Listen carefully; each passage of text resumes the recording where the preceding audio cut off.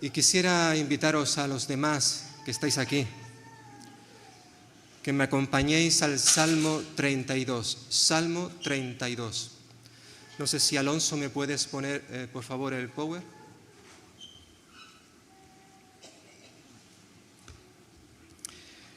Ya como anunciábamos la semana pasada, hoy vamos a ver el Salmo 32. ¿Por qué? Porque evidentemente es un salmo que está muy relacionado con el estudio que hicimos la semana pasada en el segundo libro de Samuel.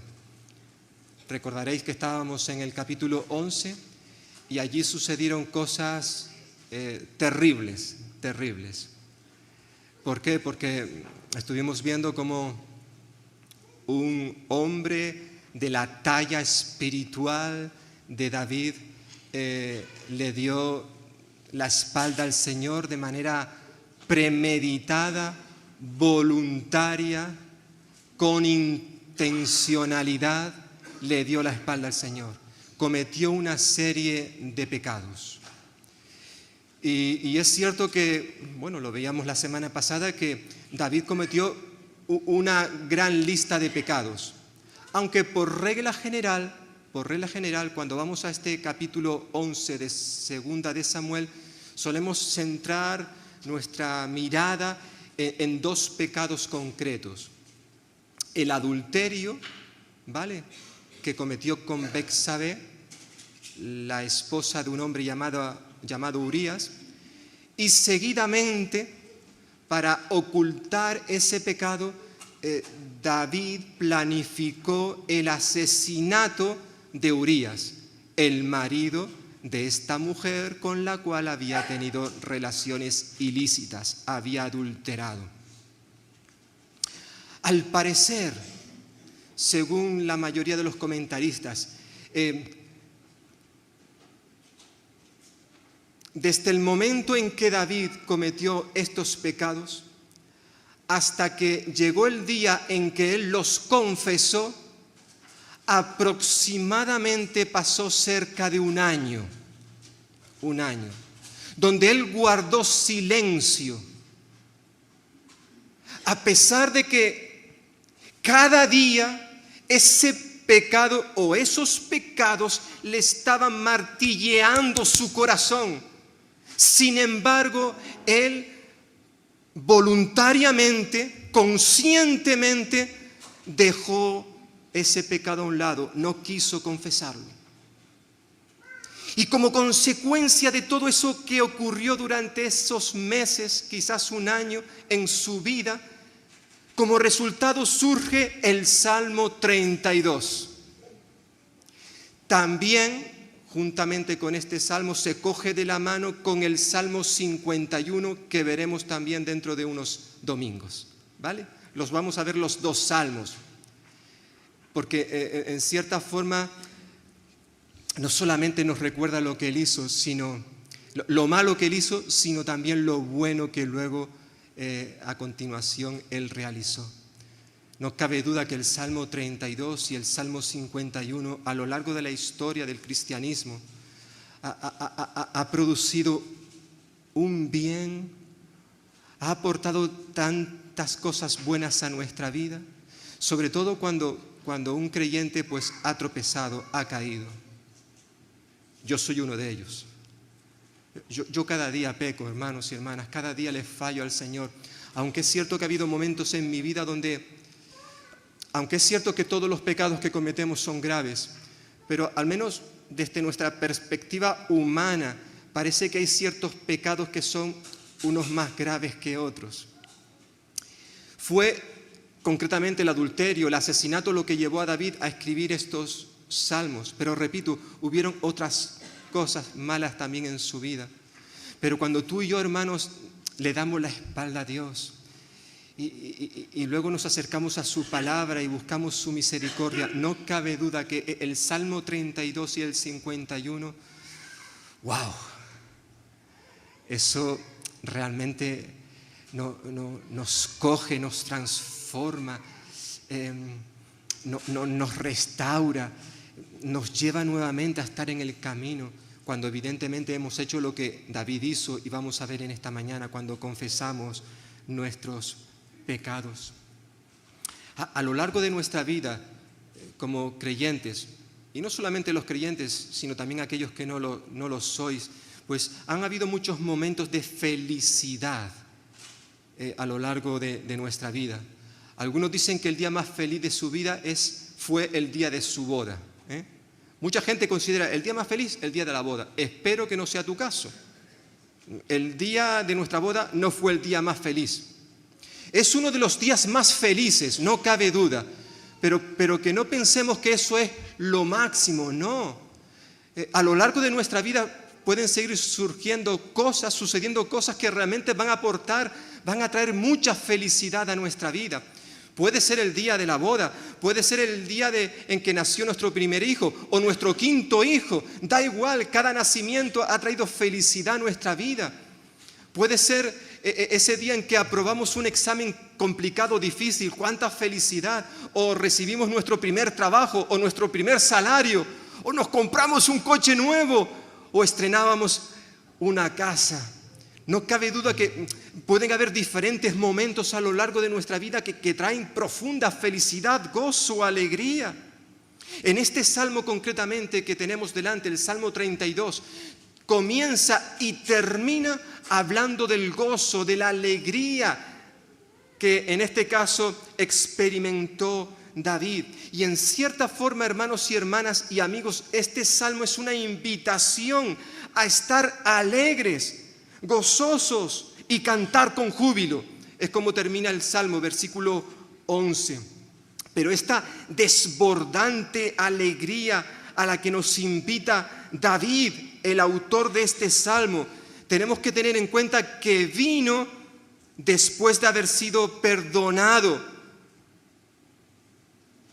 de sus pecados y concretamente, como hemos señalado, el de adulterio y asesinato. Este salmo se suele denominar, y aparece en muchas de nuestras Biblias, en el título al principio, un masquil. Es un término hebreo cuyo significado exacto se desconoce. Básicamente la mayoría de los expertos en la materia consideran que este término viene a significar algo así como instruir, una instrucción. Por medio de este salmo, David quiere instruir, enseñar a las personas que lo vayan a leer a que no cometan los errores que él cometió. Es un salmo didáctico, un salmo que realmente tiene una enseñanza preciosa si realmente lo aplicamos a nuestra vida. David quiere enseñar que la confesión de nuestro pecado trae verdadera felicidad. Y señala 6 cosas que vamos a ver en esta mañana que tienen que ver con el resultado de confesar nuestros pecados. Pero primero vamos a leer el Salmo, que dice así, versículo 1.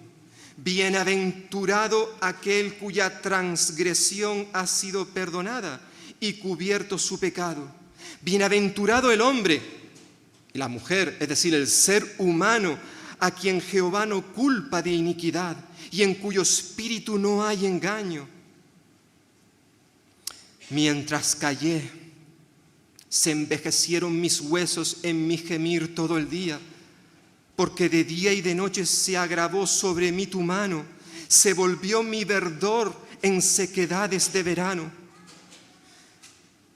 Mi pecado te declaré, y no encubrí mi iniquidad. Dije, confesaré mis transgresiones a Jehová, y tú perdonaste la maldad de mi pecado. Por esto orará a ti todo santo en el tiempo en que pueda ser hallado. Ciertamente en la inundación de muchas aguas no llegarán estas a él. Tú eres mi refugio, me guardarás de la angustia, con cánticos de liberación me rodearás. Te haré entender y te enseñaré el camino en que debes andar. Sobre ti fijaré mis ojos. No seáis como el caballo o como el mulo, sin entendimiento, que han de ser sujetados con cabestro y con freno, porque si no, no se acercan a ti. Muchos dolores habrá para el impío, mas al que espera en Jehová le rodea la misericordia. Alegraos en Jehová y gozaos, justos, y cantad con júbilo todos vosotros los rectos de corazón. Padre Celestial, queremos pedirte que en esta hora tú bendigas tu palabra. Este es el medio a través del cual tú nos hablas, a través del cual tú quieres transmitirnos tu voluntad para tu pueblo, para tus hijos en esta mañana, y también para los amigos y amigas que están aquí, nos están escuchando, o que más adelante puedan escucharnos a través de las redes sociales. Te pedimos que esta palabra pueda ser poderosa en la vida de todos nosotros. Que esta palabra nos lleve a cada uno de los que estamos aquí a mirarnos a nosotros mismos y ver cómo está nuestra vida, y a darnos cuenta de que no somos mejores que el rey David, que sus pecados son nuestros pecados y por tanto necesitamos confesarlos, presentarlos delante de ti e implorar tu perdón y tu misericordia. Bendícenos, Señor, te necesitamos en esta hora. Lo pedimos en el nombre de tu Hijo Jesucristo. Amén, amén. Como he dicho, en esta mañana vamos a ver concretamente 6 cosas que aparecen en el texto bíblico, que vinieron como consecuencia de la confesión que hizo David acerca de sus pecados. 6 cosas que evidentemente, hermanos y hermanas, también necesitamos nosotros aplicarlas a nuestra propia vida. Tenemos que saber lo que va a suceder si dejamos de ocultar nuestros pecados y se los confesamos al Señor.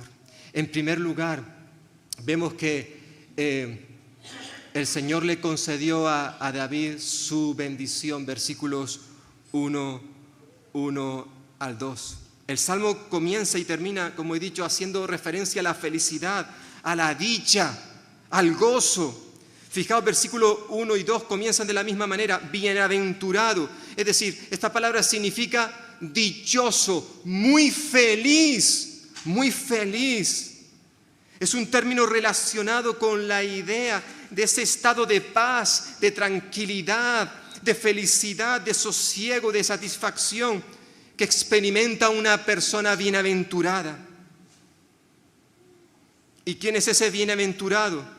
¿Quién es ese hombre, esa mujer que va a ser muy feliz, muy dichoso? Versículo 1 y 2 dice que es aquel cuya transgresión ha sido perdonada y cubierto su pecado. Es aquel a quien Jehová no culpa de iniquidad y en cuyo espíritu no hay engaño.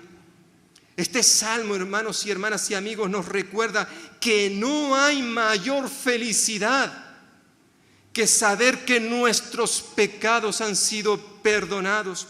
No hay mayor felicidad, no hay mayor bendición en este mundo, en esta vida, que la de recibir el perdón de Dios, el ser salvos, restaurados. ¡Qué gozo! Ayer estuve de visita en la reunión de jóvenes, no es que me tocara a mí, sino que asistí porque sabía que iban a haber 2 jóvenes que iban a dar su testimonio. Es decir, iban a compartir ese encuentro que tuvieron con Jesús un día cuando eran unos niños. Y la verdad es que para mí personalmente, siempre que escucho un testimonio, da igual quién lo cuente, es algo maravilloso, es algo hermoso ver lo que Dios puede hacer en la vida de un niño, de un joven, de una persona adulta, de un anciano. Da igual la edad que tengamos, cómo Dios nos transforma, cómo Dios nos perdona. Es interesante que en estos 2 versículos primeros que hemos leído, David utiliza 3 términos, 3 palabras para hablar acerca del pecado. Habla de la transgresión, versículo 1, bienaventurado aquel cuya transgresión Es una palabra que significa traspasar los límites, mostrar rebeldía, rebelión hacia la voluntad de Dios. Algunos comentaristas consideran que esta palabra, la palabra transgresión en su original, es la palabra más fuerte y más seria para designar el mal individual que encontramos en el Antiguo Testamento. Por otro lado, encontramos en segundo lugar la palabra pecado. Bienaventurado aquel cuya transgresión ha sido perdonada y cubierto su pecado. La palabra pecado significa apartarse, desviarse del camino o errar, fallar el blanco, como si se tratase de un flechero que intenta apuntar a la diana y falla. Eso es el pecado. Y en tercer lugar utiliza la palabra, versículo 2, la palabra iniquidad. Bienaventurado aquel quien Jehová no culpa de iniquidad. Es una palabra que hace referencia a algo que se ha desviado, deformado, distorsionado moralmente. Tres palabras que evidentemente nos están hablando de lo mismo, del pecado, de la desobediencia. Y es interesante que al mismo tiempo David utiliza otras tres palabras que ahora sí tenéis ahí, precisamente para hablar del perdón de Dios.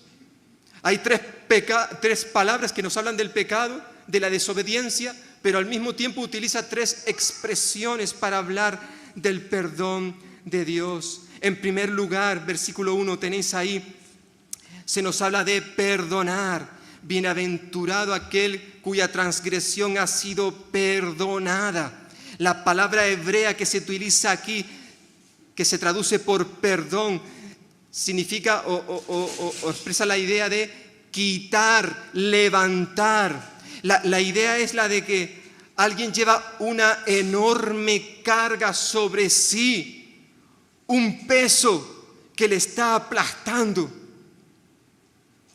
Y cuando la Biblia habla de perdonar nuestros pecados, nuestras transgresiones, está hablando de que Él está quitando, levantando esa carga. Algunas veces cuando hemos hecho senderismo, mi esposa y yo llevamos una mochila pues con la comida, el agua, una serie de cosas que evidentemente suponen un peso. Y al principio quizás esa mochila no pesa mucho, pero a medida que va pasando el tiempo, las horas, cómo pesa la mochila. Y sobre todo es luego agradable cuando te la quitas, te alivias de ese peso. Ayer cuando los jóvenes daban su testimonio, me acordaba también de mi propio testimonio, de mi propia experiencia. Y recuerdo cuando era un niño que le pedí perdón al Señor por mis pecados, que aunque no lo entendía todo, no comprendía todo lo que dice la Biblia. Bueno, ni cuando era un niño, ni ahora tampoco. Ahora sé más que cuando era un niño, pero todavía me quedan tantas cosas por aprender. Pero lo que sabía era suficiente para darme cuenta de que yo era un pecador, que estaba perdido. Vale, mis padres iban a la iglesia, yo iba a la iglesia de toda la vida, desde que estaba en el vientre de mi madre, pero yo era consciente, aún siendo un niño, de que yo estaba separado de Dios, de que todas esas cosas no me daban la salvación. Necesitaba arrodillarme ante el Señor, y lo hice siendo un niño. Y os puedo decir que aquella noche, aquel día, en ese momento, fue como que alguien me quitó un peso terrible que había en mi vida. Aquello fue algo extraordinario que lo recuerdo hasta este momento. Bueno, lo cierto es que, como yo desde aquel día hasta hoy he seguido pecando, le he seguido fallando al Señor, tengo que reconocer que cada vez que fallo, cada vez que peco y le pido perdón al Señor, en ese momento siento un alivio, una descarga. Alguien ha quitado ese peso que había sobre mí, que la Biblia llama pecado, transgresión, iniquidad, maldad. Qué hermoso, ¿verdad? Dice David que la transgresión le había sido perdonada, quitada. En segundo lugar se nos dice, versículo 1, que su pecado había sido cubierto. El término este nos habla de ocultar, de esconder de la vista.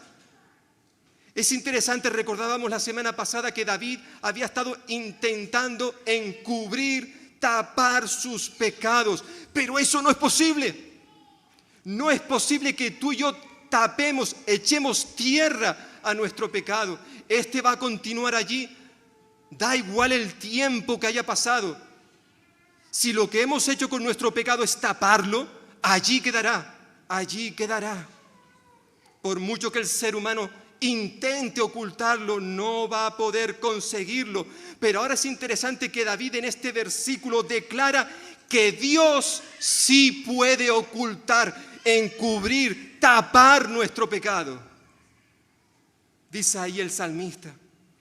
Y no solamente esto, sino en tercer lugar, versículo 2, nos dice que es también bienaventurado, muy feliz el hombre y la mujer al cual Dios no culpa de iniquidad.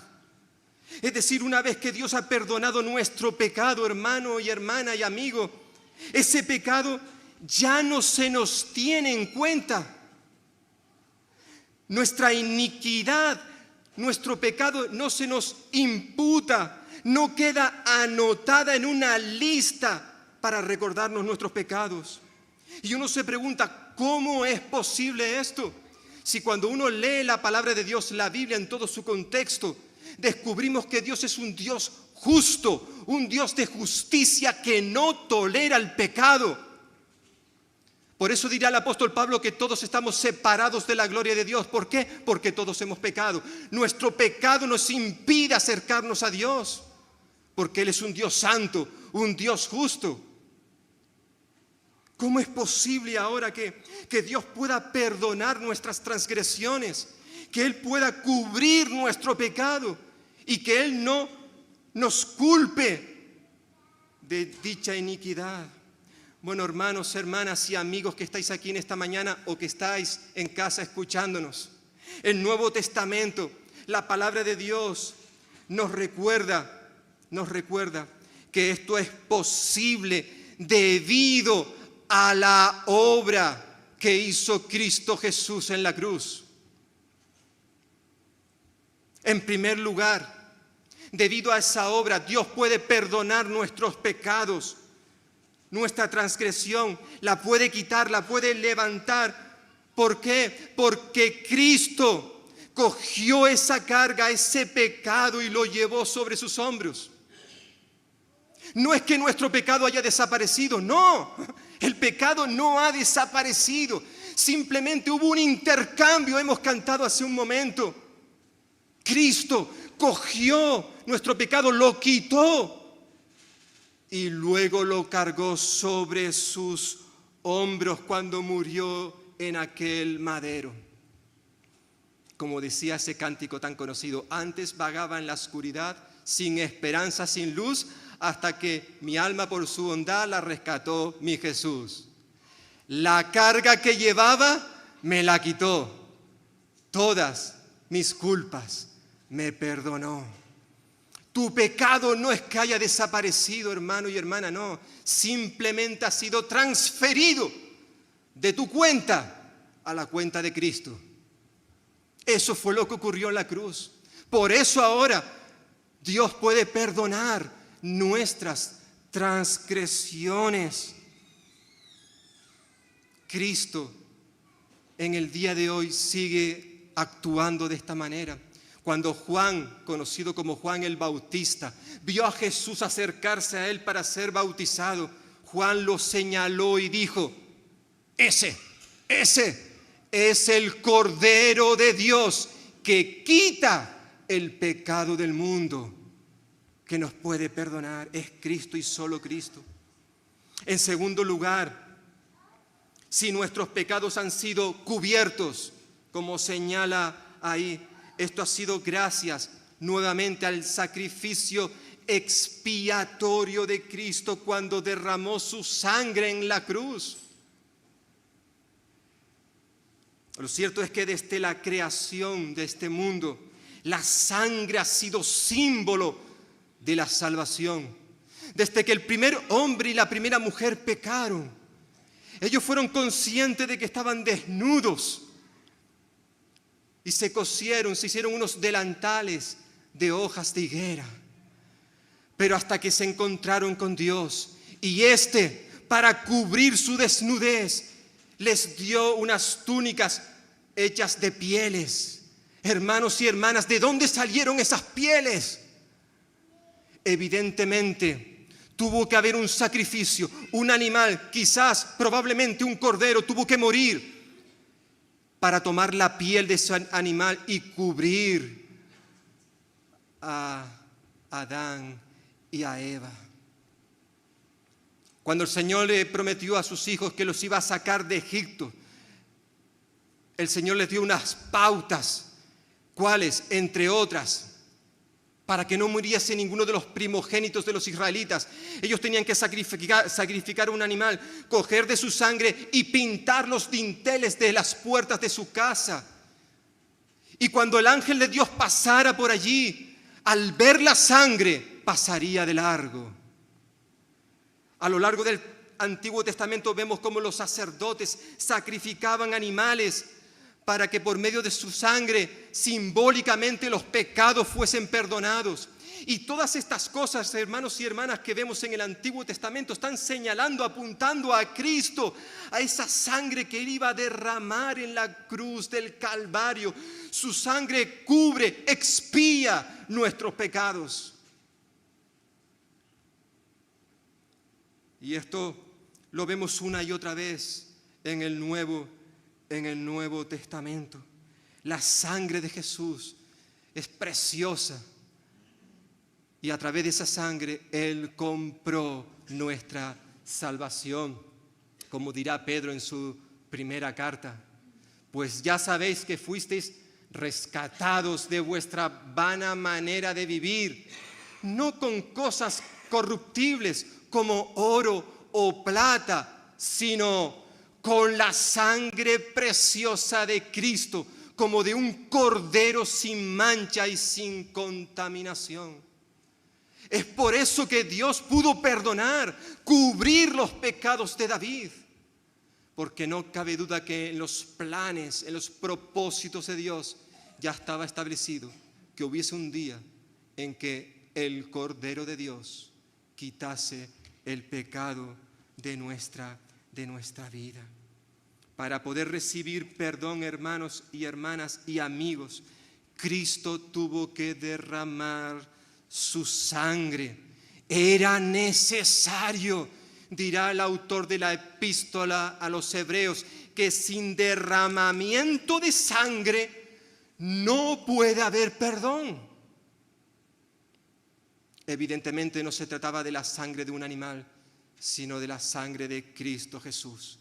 Porque esa sangre, dirá luego Juan cuando escriba su primera carta, la sangre de Jesucristo nos limpia de todo pecado. Aleluya, hemos cantado.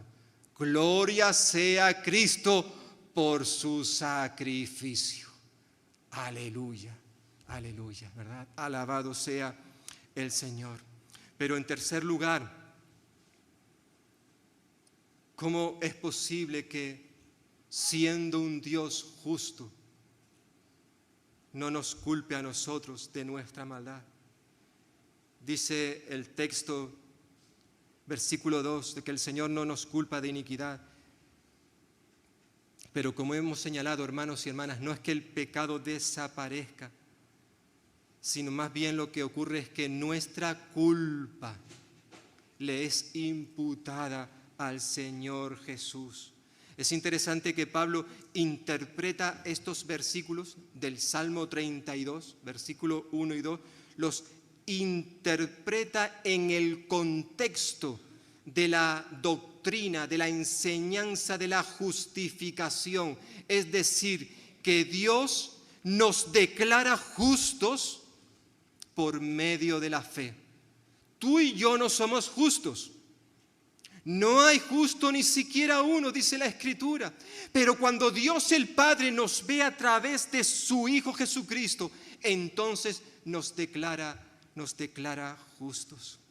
Justificados pues por la fe, Dirá Pablo a los Romanos capítulo 5, versículo 1, justificados pues por la fe, tenemos paz con Dios, porque antes de ser justificados estábamos en guerra, en un conflicto con Dios, pero una vez que hemos sido declarados justos, entonces ahora el Señor no nos toma en cuenta nuestro pecado, no nos culpa de iniquidad, no nos culpa de iniquidad.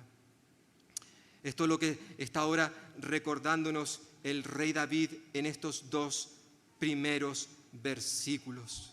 No solamente no nos culpa de iniquidad, sino que esa persona que es bienaventurada, muy feliz, muy dichosa, termina versículo 2 diciendo que en esa persona no hay engaño, es decir, no hay doblez, no hay un fraude en su vida.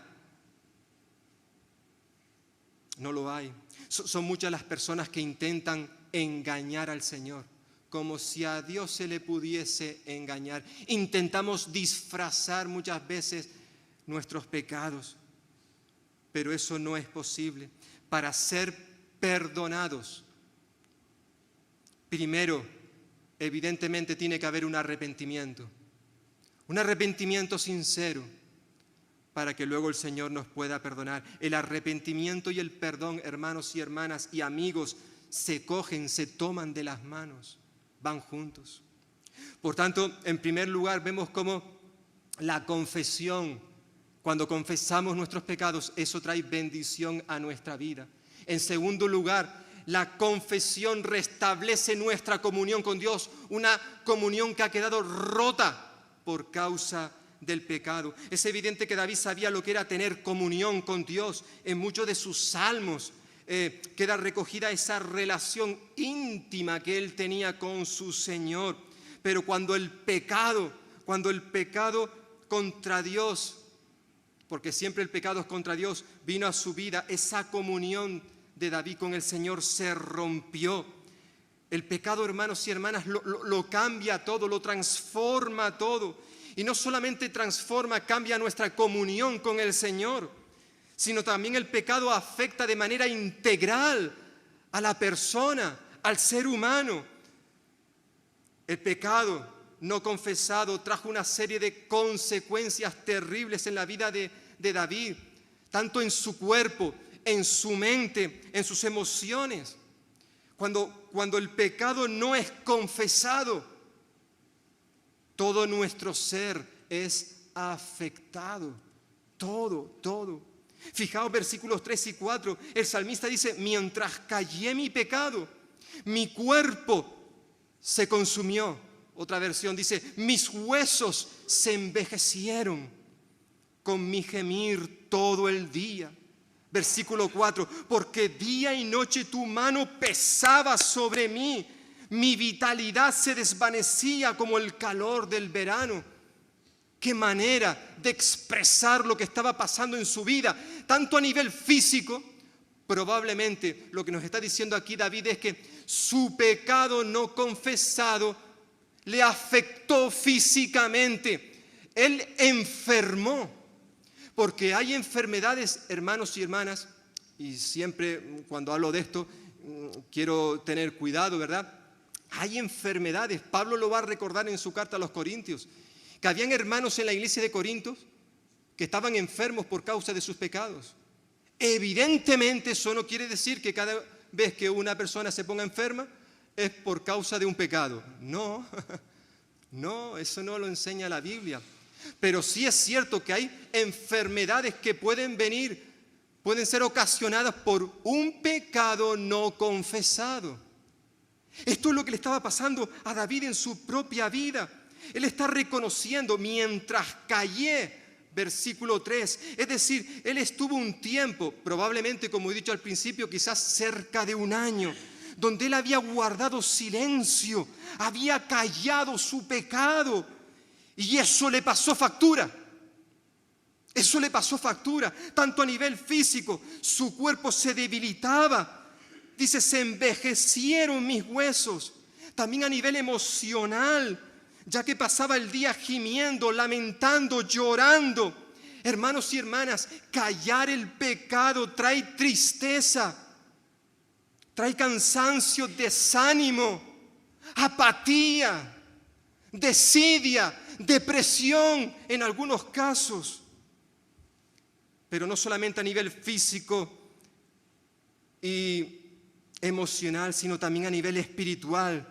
David experimentó una sequía espiritual profunda. Él dice que debido a este pecado, mi verdor, dice, mi vitalidad se volvió en un verano seco. Y aquí sabemos lo que es, en Castilla-La Mancha, lo que es un verano seco. Bueno, lo que hemos experimentado nosotros, hermanos y hermanas, no tiene nada que ver con lo que experimentó espiritualmente David, como lo expresa ahí en el versículo 4. David era como una planta que se moría por falta de agua. Más aún, el no confesar su pecado hizo que se sintiera aplastado con la mano de Dios. Lo expresa él en el versículo 4. David, en cierta forma, lo que nos está diciendo aquí es que él estaba experimentando la disciplina del Señor. La disciplina del Señor. La culpa, la iniquidad, la transgresión guardada en silencio tenía efectos destructivos y consumidores en su vida. Pero no solamente en la suya, sino también en la tuya y en la mía. Cuando tú y yo, hermanos y hermanas, no confesamos nuestros pecados, eso va a tener unas consecuencias. Va a tener unas consecuencias. Y cuanto más tiempo pase, las consecuencias van a ser peores. Y a lo mejor al Señor no le queda más remedio que disciplinarnos. Fijaos lo que nos recuerda ahí Hebreos, el autor de Hebreos capítulo 12. Hijo mío, no tomes a la ligera la disciplina del Señor, ni te desanimes cuando te reprenda. ¿Por qué? Porque el Señor disciplina a los que ama y azota a todos los que recibe como hijo. Y como en otras ocasiones he dicho, hermanos y hermanas, estos son buenas noticias, Solamente podemos ser disciplinados los hijos de Dios. Si Dios te disciplina a ti o a mí porque estamos dándole la espalda, puede que eso sea doloroso, terrible, nos entristezca. Pero al menos lo que nos está diciendo la disciplina del Señor es que somos sus hijos, de que Él nos ama y precisamente porque nos ama, permite ciertas cosas en nuestra vida. Fue lo que ocurrió en la vida de David. Él cayó, dice versículo 3, dice, mientras callé, es decir, David está reconociendo que el silencio, su silencio fue algo intencional, premeditado, fue algo voluntario. Él decidió callarse. No le voy a pedir perdón al Señor. Esto es lo que estaba ocurriendo en su vida.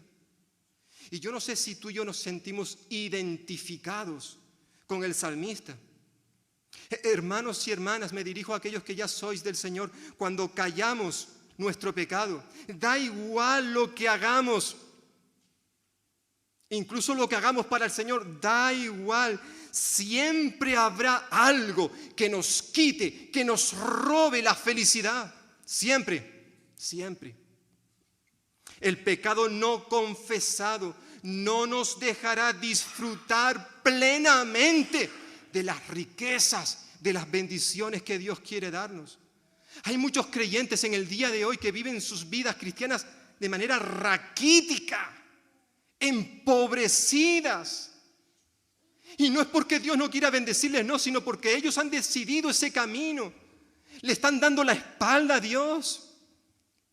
Jesús dijo, yo he venido para que tengan vida y para que la tengan en abundancia. ¿Y cómo es posible que haya creyentes que no vivan en abundancia? Que parecen mendigos. ¿Cómo es posible? Bueno, la razón es sencilla, hermanos y hermanas.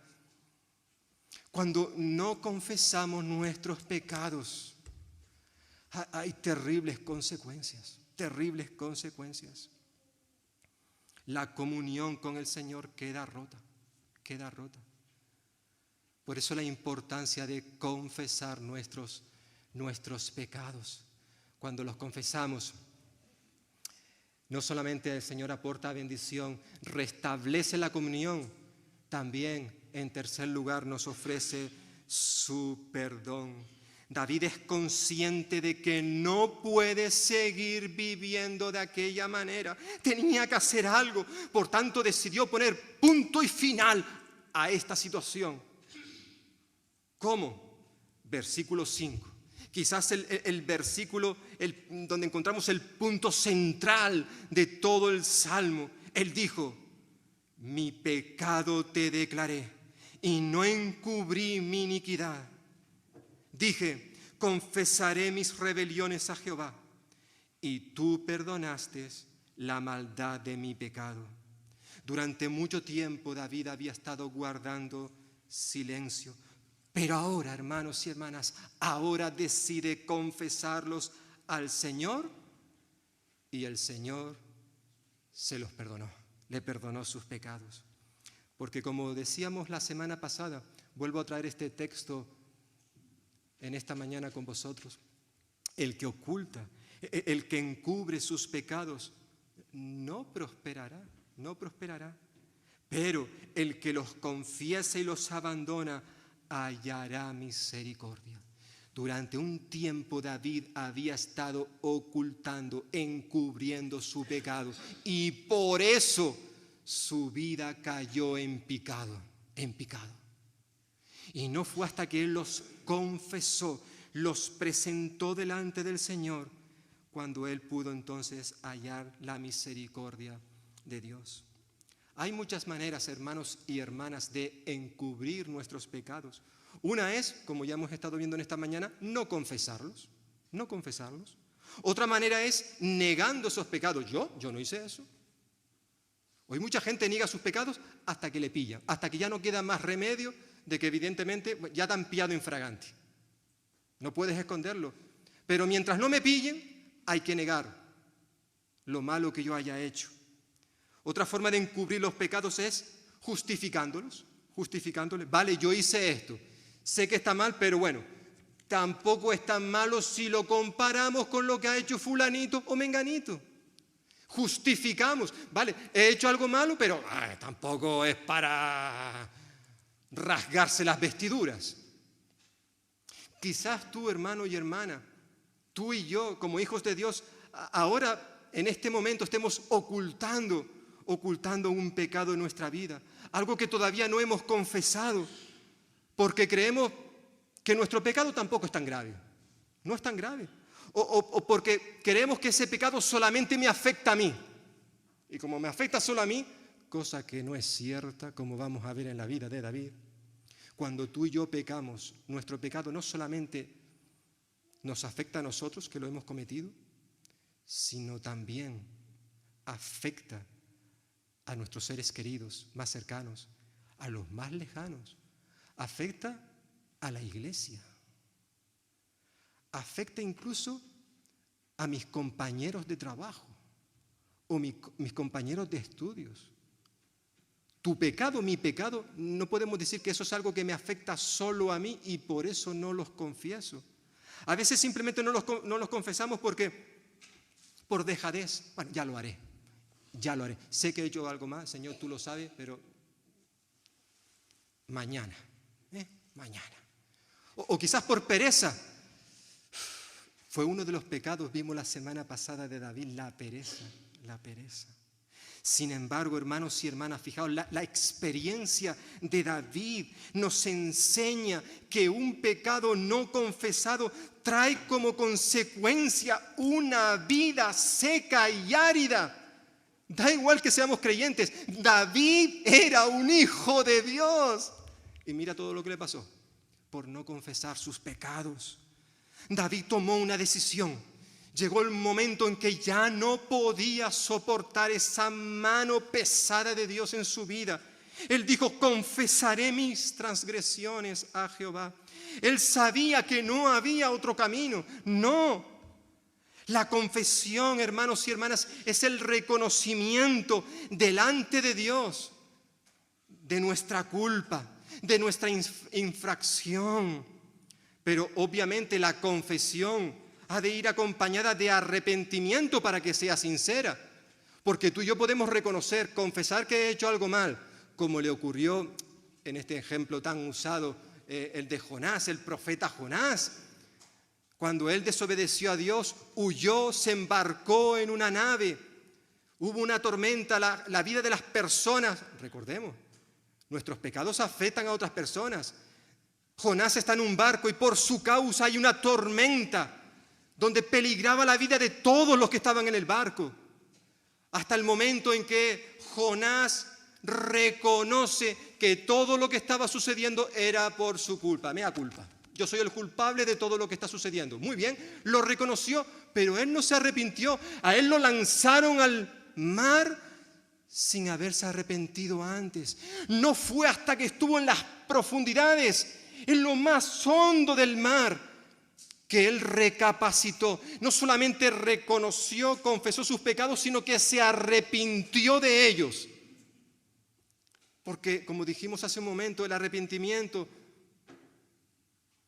va unido al perdón. O sea, yo no puedo recibir perdón a no ser que me haya arrepentido, que haya confesado mis pecados y que haya decidido no seguir por ese camino.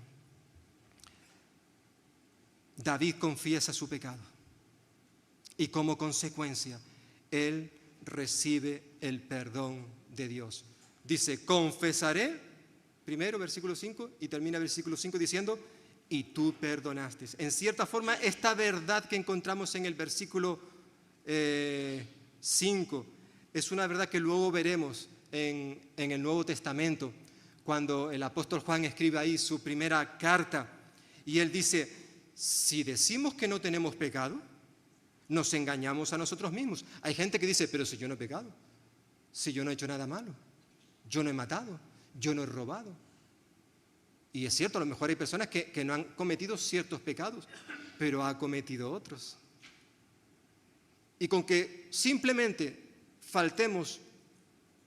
cometamos un solo pecado de la ley, ya esto nos hace ser culpable de todo.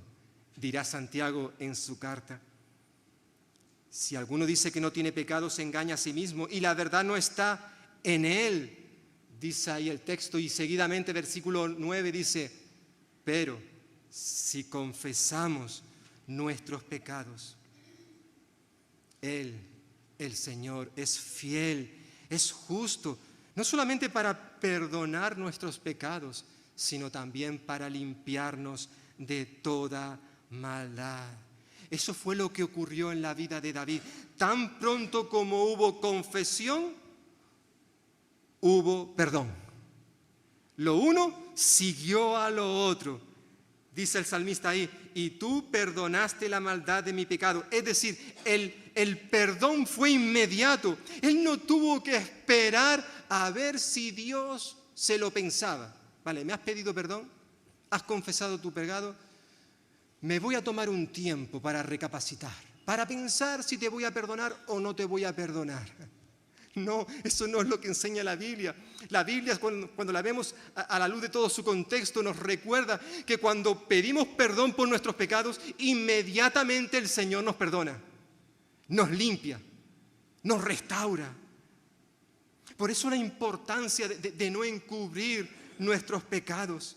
Hemos leído antes, el que encubre sus pecados no prosperará. Y quizás algún amigo o amiga que está en esta mañana aquí o que nos pueda ver más adelante por las redes sociales, piense, bueno, yo he vivido toda mi vida dándole la espalda a Dios, sin tenerle en cuenta. He hecho lo que me ha dado la real gana. Y sin embargo la vida me ha sonreído. He prosperado, tú no te imaginas lo que he conseguido. Buena salud, buena economía, buen trabajo, buena familia. Hermanos y hermanas que conocemos, ¿a que sí? Gente que le da la espalda a Dios y que viven, ¡wow! ¡Vaya vida! Esa gente que no ama a Dios, y mira cómo el Señor les bendice, y a mí que yo le amo, que esté pasando por necesidades. Sí, hay gente, quizás tú seas uno de esos que la vida te ha sonreído, tú has prosperado. Dice el texto en que el que encubre, el que tapa sus pecados, no prosperará. Mentira, yo he prosperado, dirá alguien. Bueno, aunque esto es cierto a los ojos de la gente que no conoce a Cristo, lo cierto es que la palabra de Dios nos dice que eso no es del todo cierto. Fijaos lo que dice en una ocasión, lo que pregunta Jesús en una ocasión.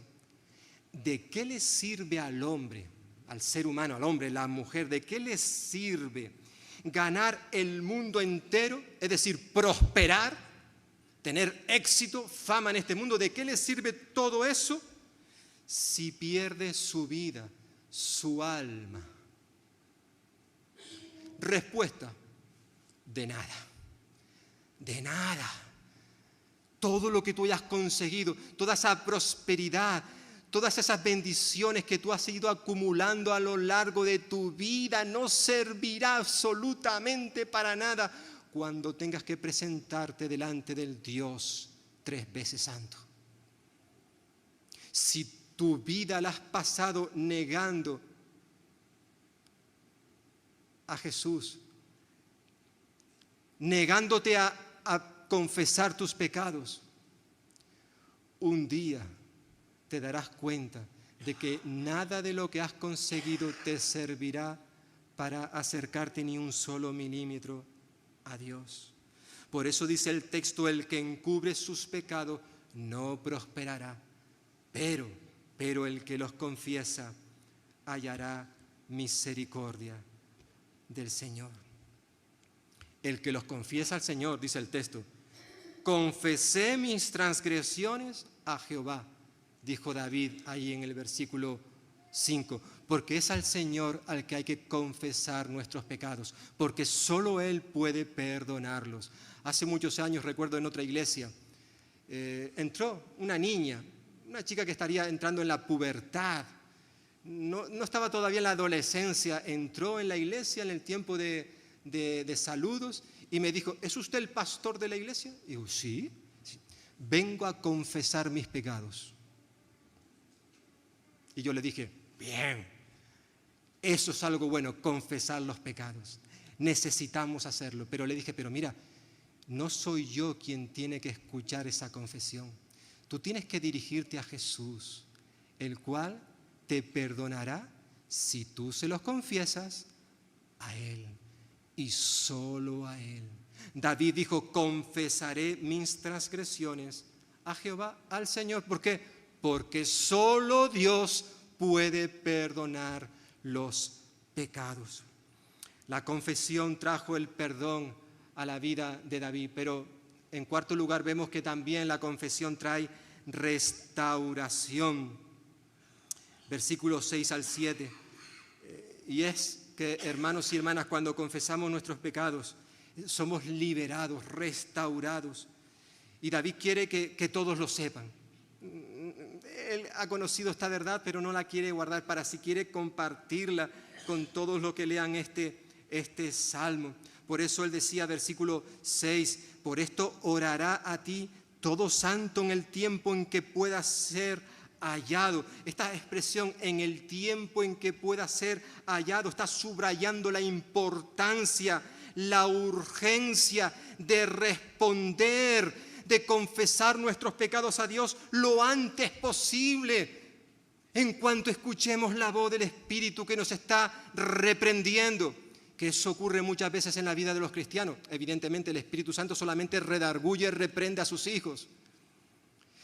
El problema es que muchas veces estamos escuchando esa voz, sabemos que en nuestra vida hay algo que no está bien y aún así intentamos acallar, taparle la boca al Espíritu Santo. Señor, no me digas eso, no me lo digas, yo sé que estoy mal.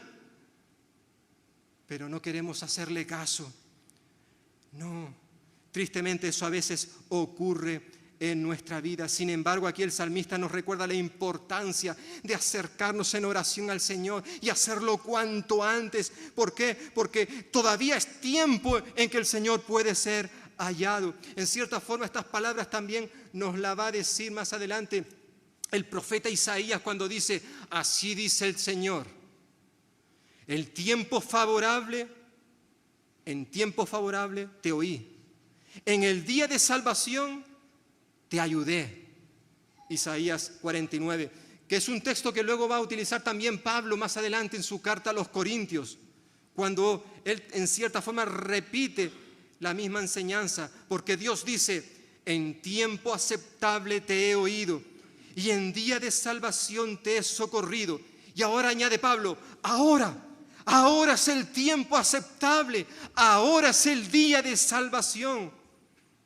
El Señor promete que si acudimos a Él en oración, por muy bravas que sean las corrientes, las aguas que nos rodean, estas no nos van a arrastrar. Versículo 6 del Salmo: ciertamente en la inundación de muchas aguas no llegarán estas a Él.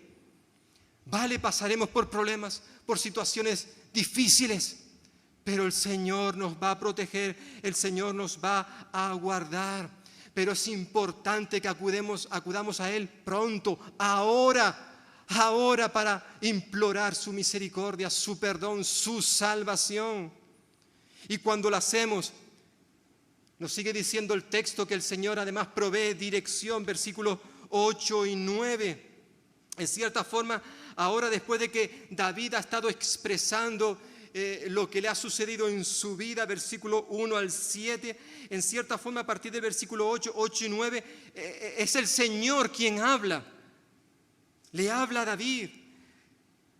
En cierta forma ya se ha restablecido la comunión y como consecuencia el Señor le está prometiendo que le va a guiar, le va a dar dirección por medio de su palabra. Te haré entender, versículo 8, y te enseñaré, le dice el Señor, el camino en que debes andar. Sobre ti fijaré mis ojos. Yo te voy a guiar, yo te voy a dirigir. Si tú realmente te sujetas a mí, te agarras a mi palabra.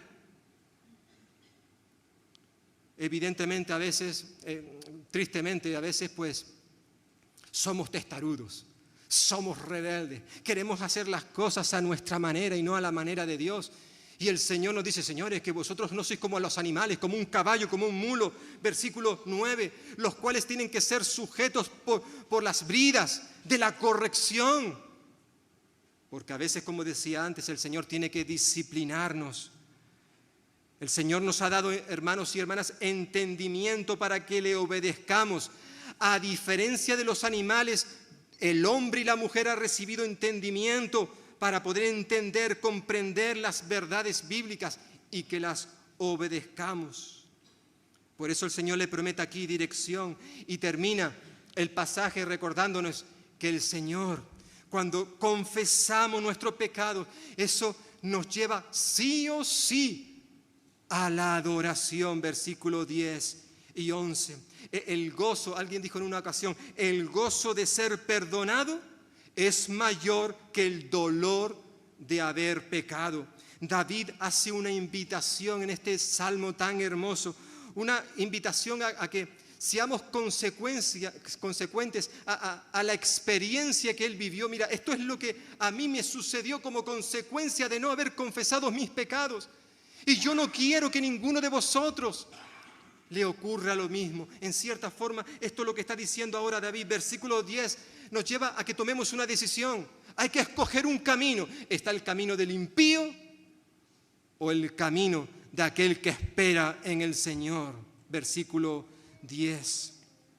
Lo que llevó al salmista a sentir, a expresar gozo. Hermanos y hermanas, el gozo forma parte del culto a nuestro Dios y consiste en alegrarse por lo que Dios ha hecho por nosotros.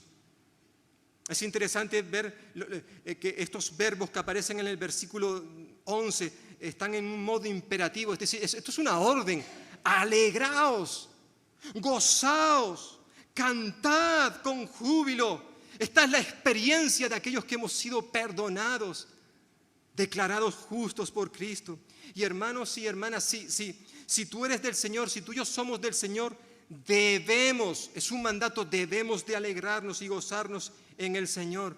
Pero también tenemos que recordar, como hemos estado viendo, que puede haber momentos en nuestra vida, claro que sí, momentos en nuestra vida en los que es posible perder el gozo de la salvación, como le ocurrió a David, y lo veremos en el Salmo 51. Él perdió el gozo de la salvación por no haber confesado su pecado.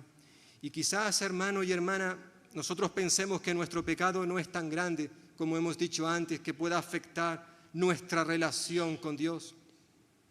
Quizás pensemos que nuestro pecado no es para tanto, o simplemente creemos que no tengamos que enfrentarlo, reconocerlo, confesarlo delante de Dios.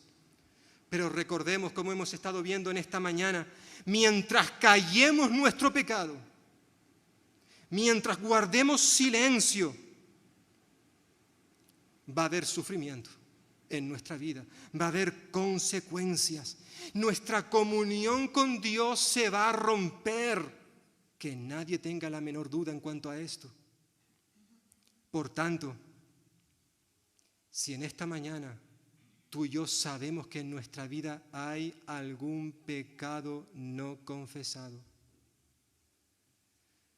si el Señor nos ha estado hablando a lo largo de esta hora que hemos estado compartiendo este pasaje,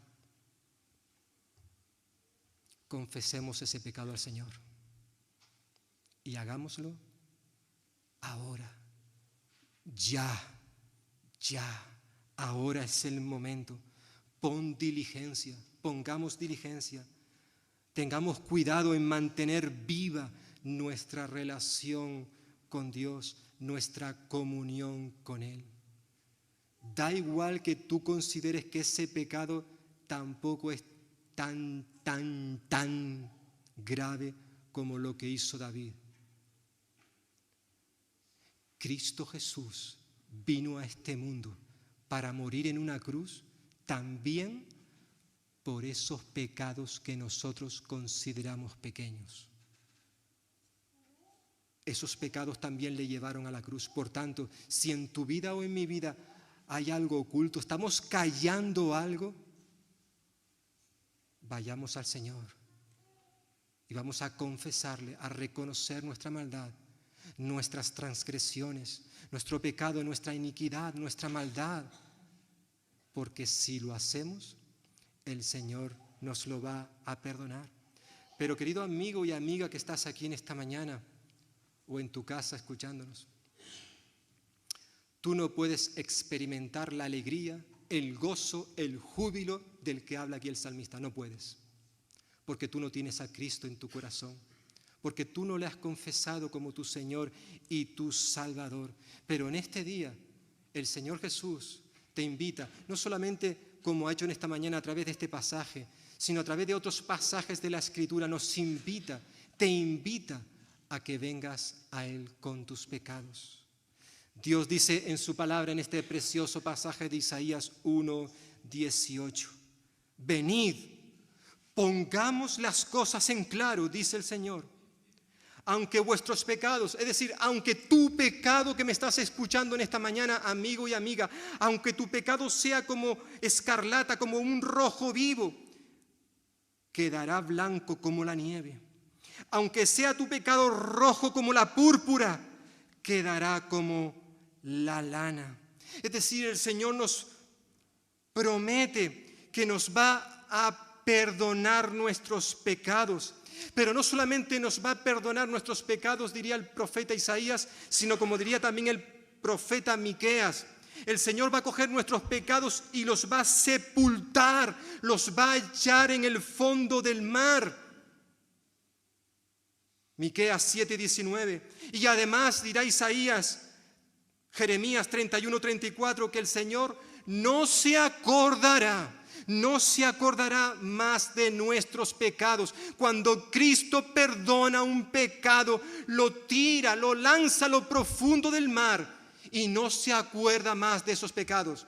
Alguien dirá, pero si Dios es omnisciente, lo sabe todo, ¿cómo es que no se va a acordar? Bueno, lo que quiere decir el texto es que Dios jamás va a coger un pecado que nos lo ha perdonado, que lo ha tirado al fondo del mar. Él jamás va a ir allí, lo va a pescar y te lo va a echar en la cara. ¿Tú te acuerdas lo que hiciste en el año 1800 no sé qué? ¿Te acuerdas? Aquí está. No. Cuando Él dice que no se acordará, quiere decir que jamás, una vez que lo ha perdonado, nos lo va a restregar por la cara. Por eso, recuerda nuevamente el profeta Isaías, para finalizar: buscad al Señor mientras puede ser hallado, mientras se deje encontrar, diría otra versión. Llamadle en tanto que está cerca. Hoy, querido amigo y amiga, hermanos y hermanas, hoy nuestro Señor se deja encontrar. Él puede ser hallado. Y si tú y yo le llamamos, Él está cerca. Nos va a escuchar y nos va a ayudar.